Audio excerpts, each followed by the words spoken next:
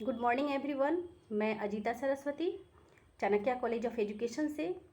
आज हम लोग बीएड फर्स्ट ईयर की क्लास में gender school and society C6 paper में महिला के लिंग विभेद के बारे में हम लोग क्लियर जानेंगे कि ये लिंग विभेद पे विवाद क्यों है इतना। जो इम्पोर्टेंट क्वेश्चन है और इस क्वेश्चन को हम लोग ध्यान देंगे, पढ़ेंगे इसको, जिसमें वैसे तो हमारे विश्व में हर जगह जेंडर विभेद को देखा गया है। तो इसका प्रश्न है, इसमें साफ दिखाई दे रहा है इसमें प्रश्न, जो इसमें दो तरह से प्रश्न पूछे जाएंगे। इस प्रश्न को जैसे लिंग भेद विवाद पर एक टिप्पणी लिखें, एक निबंध लिखें, या ऐसे भी प्रश्न होगा कि लिंग भेद का वर्तमान युग में महत्व का वर्णन करें।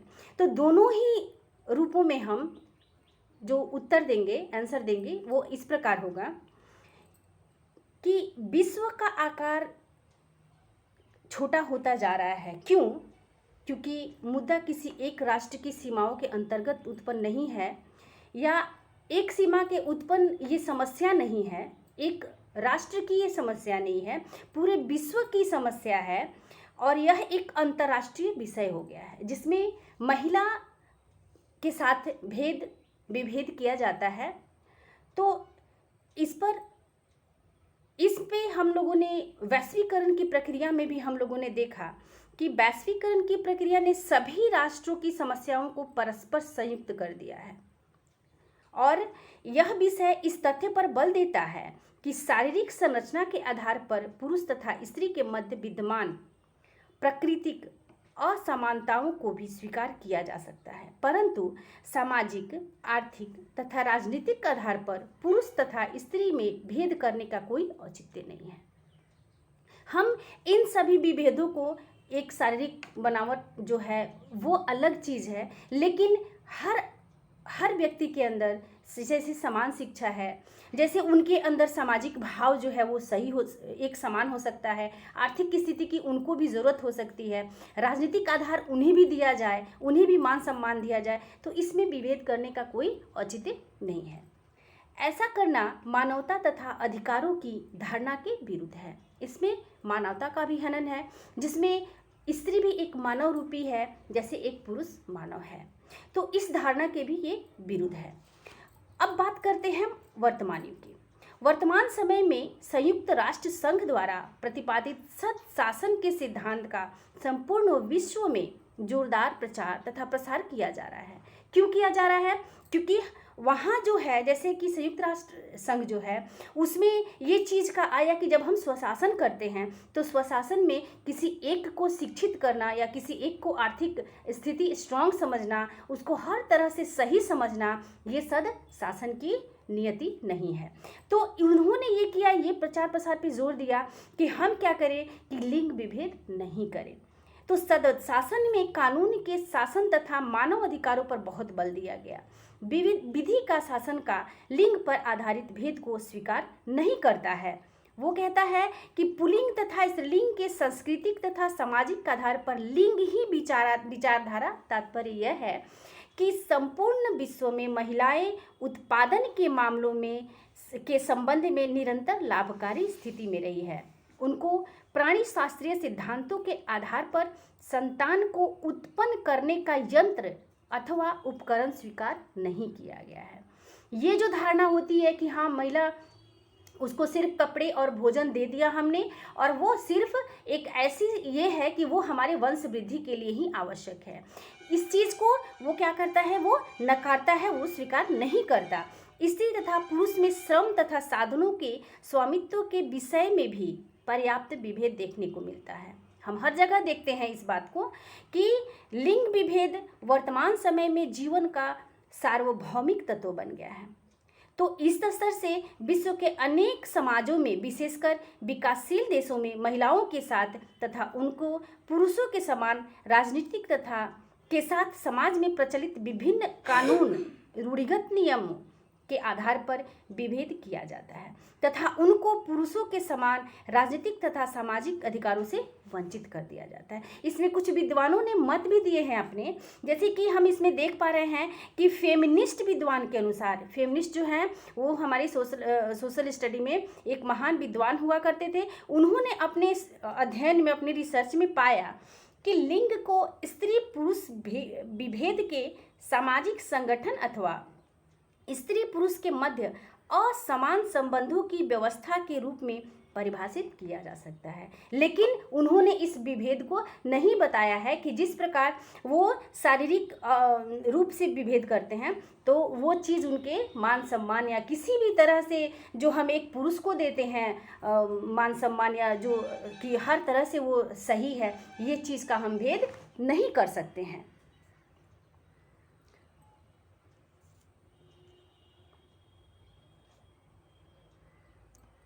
नहीं कर सकते हैं। अब हम दूसरा इसमें देख रहे हैं, यहाँ पे दूसरे हमारे विद्वान पेपनेक के अनुसार, पेपनेक ने कहा कि लिंग स्त्री तथा पुरुष के संबंधित वह सिद्धांत है जो स्त्री पुरुष की भूमिकाओं को सांस्कृतिक आधार पर परिभाषित करने का प्रयास करता है। सांस्कृतिक आधार पे कि जैसे हमने कहा कि महिला को मान सम्मान देना चाहिए, महिला पूजनीय है, देवी के समान है, तो इस तरह से क्या होता है कि हमारे अंदर वो एक सांस्कृतिक आधार को परिभाषित करता है। स्त्री एवं पुरुष के विशेषाधिकारों से वो क्या है कि संबंधित है। जैसे पुरुष को पुरुष योग्य कैसे हम मान रहे हैं, स्त्री को स्त्री योग्य कैसे हम सम्मान दे रहे हैं, तो सिर्फ उसको कह रहे हैं कि उसका विशेषाधिकार से उसको माने। तो पेपनिक ने यहाँ स्पष्ट किया है कि सांस्कृतिक तथा ऐतिहासिक आधार पर लिंग सामान्यतया शक्ति संबंधों का कार्य तथा असमानता का सामाजिक संगठन है। इसमें असमानता होनी चाहिए।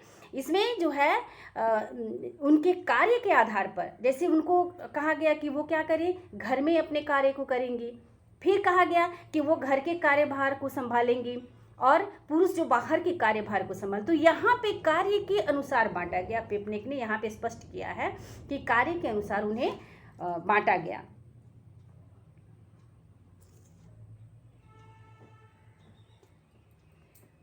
तो इस प्रकार जो है लिंग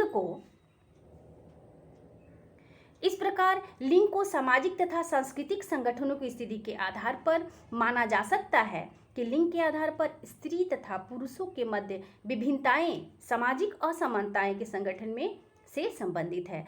समाज में स्त्री को पुरुषों की अपेक्षा कमजोर प्राणी के रूप में स्वीकार नहीं किया जाता है, वो कमजोर प्राणी नहीं है। तो इसी प्रकार से कुछ लिंग भेद के अंतर्राष्ट्रीय मुद्दे आए। जब हम पूरे विश्व की बात करते हैं, वैश्वीकरण की बात करते हैं, तो वहाँ पे क्या आता है कि वैश्वीकरण की प्रक्रिया में हमने ये देखा कि कुछ ऐसे मुद्दे हैं जो लिंग विभेद के मुद्दे हम जो स्पष्ट करते हैं यहाँ पे, जैसे है कि महिलाओं के लिए राष्ट्र दशक की घोषणा में यह स्पष्ट रूप में कहा गया है कि यद्यपि महिलाएं विश्व जनसंख्या के आधे भाग का प्रतिनिधित्व करती हैं, यानी हमारी जो जनसंख्या है उसकी आधी भाग कौन है, स्त्री है, तथा संपूर्ण कार्य के 2/3 भाग में पूरा करती हैं। यानी जैसे अगर हम घर के काम के उन्हीं लेते हैं, अगर घर गृहस्थी के काम में आते हैं तो हम पुरुष जो हैं, पुरुष की अपेक्षा जो है स्त्री जो है वो पुरुष बाहर से सिर्फ लाकर सामान रख देता है। लेकिन ऐसी भी स्थिति आती है कि स्त्री घर के काम के साथ साथ वो बाहर के काम को करती है, तो उसको यहाँ पे कह रहे हैं कि वो 2/3 भाग को पूरा करती है, परंतु उनके हिस्से में विश्व की संपत्ति का 10वां भाग ही आता है। 10वां भाग, जैसे कि उनको हमने कपड़े दिए, खाने की जो वस्तुएं दी, हमने उसको रखने के लिए घर दिया, एक माँ का स्वरूप दिया, बहन का स्वरूप दिया, तो ये चीज़ है वो 10वां भाग में आता है कि हमने उसको सिर्फ 10वां भाग दिया। इस प्रकार को लिंग असमानताएं योजनाओं के विकास तथा नीति के निर्माण के समय को छोड़ दी जाती है। क्या कहते हैं हम वहाँ पे कि ये असमानता जो है, ये हम योजना बना करके विकास सिर्फ नहीं कर सकते, हमें योजना को पारित भी करना होगा, अपने ऊपर उतारना होगा, क्रियान्वित करना होगा, तभी जा कर के हम इस स्त्रीलिंग के विभेद को हम दूर कर सकते हैं, मिटा सकते हैं। तो इस प्रकार फिर यहाँ हमने अंतर्राष्ट्रीय मुद्दे में ये भी हम देखेंगे कि संयुक्त राष्ट्र ने महिलाओं के अधिकारों को सुरक्षित रखने के लिए भी आवश्यक कदम उठाए। जैसे सितंबर 1952 में महासभा में महिलाओं के राजनीतिक अधिकारों के संबंध में एक उप संधि का निर्माण किया है, जो 7 जुलाई 1954 को क्रियान्वित की गई। यानी उस पर काम किया गया, जो योजना बनाई गई उस पर काम किया गया। उस उप समिति के अनुसार महिलाओं को पुरुषों के समान मत देने, सार्वजनिक पद ग्रहण करने तथा अन्य सार्वजनिक क्षेत्रों का अधिकार प्राप्त हुआ। इसमें क्या नियम बनाया गया, क्या क्रियान्वित किया गया कि वो मत दे सकती हैं, जैसे पुरुष दे रहे हैं वोट वैसे महिलाएं भी दे सकती हैं। वो सार्वजनिक पद, यानी किसी भी तरह से उनको अगर कोई नौकरी की कहीं भी वो अगर उसके लायक हैं वो, तो उन्हें हम सार्वजनिक स्तर पे नौकरी कोई पद दे सकते हैं। और अन्य जो भी क्षेत्र में कुछ अन्य क्षेत्र में जो सार्वजनिक उन्हें अधिकार दिया गया, जो अधिकार कब हुआ पारित, क्रियान्वित हुआ 7 जुलाई 1954 को। तो ये हो गया। फिर 12 अप्रैल 1995 तक 21 राष्ट्रों ने इस उप समिति को स्वीकार कर लिया। क्या किया उन्होंने, इसमें अब और 21 जो है राष्ट्र उसमें आए और उन्होंने भी इस नियम को, इस क्रियान्वयन को स्वीकार किया। संयुक्त राष्ट्र संघ के एशिया तथा प्रशांत क्षेत्र के लिए आर्थिक तथा सामाजिक आयोग के तत्वावधान में 7 से 14 जून 1994 को जकार्ता में आयोजित महिलाओं के विकास के संबंध में दूसरी एशिया तथा प्रशांत क्षेत्र में प्रशांत मिनिस्ट्रियल कॉन्फ्रेंस में यह घोषणा की गई कि महिलाएं 50% जनसंख्या का प्रतिनिधित्व करेंगी। वो क्या करेंगी कि 50% जो महिलाएं होंगी वो क्या करेंगी, उनका प्रतिनिधित्व करेंगी। 30% सरकारी सेवाओं में कार्यरत हैं और संपूर्ण कार्यरत घंटों का 60% भाग उनके हिस्से में आता है। विश्व आय का 10% भाग प्राप्त करती है तथा विश्व की संपूर्ण संपत्ति का 1% से कम भाग उसके अधीन है। किसके, महिलाओं के। यह विश्व में महिलाओं का कानूनी आर्थिक स्तर है। यह भारतीय नारी के संबंध में भी पूर्णतया सत्य है, विशेषकर ग्रामीण महिलाओं में। अब आगे इसमें हम देखते हैं कि जुलाई 1980 में कोपनहेगन ने महिलाओं के लिए संयुक्त राष्ट्र संघ दशक के संबंध में आयोजित विश्व सम्मेलन में यह घोषणा की गई कि विकास को संपूर्ण विकास के रूप में परिभाषित किया जाना चाहिए। क्या, संपूर्ण सर्वांगीण विकास, है ना। विकास ये नहीं कि हमने किसी एक पद पे, अब वहाँ तक पद तक पहुँचने के लिए तो शिक्षा चाहिए महिलाओं के लिए, राजनीतिक स्तर तक पहुँचने के लिए भी उन्हें वहाँ तक पहुँचाने के लिए एक स्रोत चाहिए जो कि शिक्षा है। तो जब हम वहीं वंचित कर देते हैं तो वहाँ तक पहुँचेगी नहीं। तो अब जो है कि 1980 में कोपनहेगन ने महिलाओं के लिए संयुक्त राष्ट्र संघ दशक के संबंध में आयोजित विश्व सम्मेलन में यह घोषणा की कि विश्व जो हमारा विकास वो संपूर्ण हो।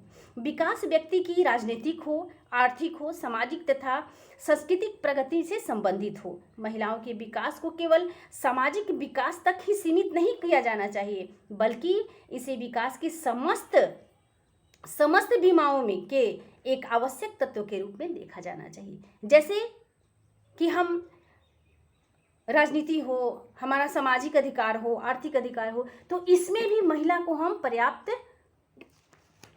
जगह दें, स्थान दें, जिससे कि महिला का विकास हो। आगे हम अगले कक्षा में पढ़ेंगे। आज के लिए बस इतना। इसी क्वेश्चन को हम अगले कक्षा में देखेंगे।